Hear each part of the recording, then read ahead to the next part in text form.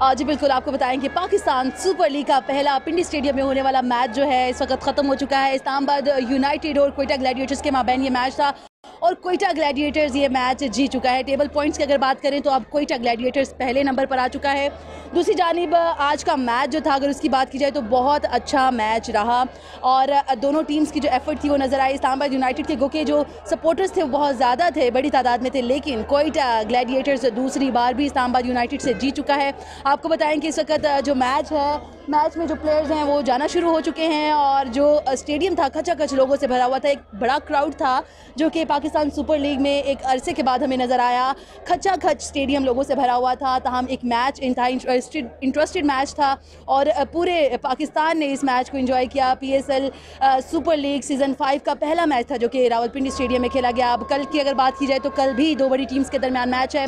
लाहौर कलंदर्स और पेशावर ज़ल्मी आमने सामने होंगे। मैच पाकिस्तानी वक्त के मुताबिक शाम 8 बजे शुरू होगा। जी।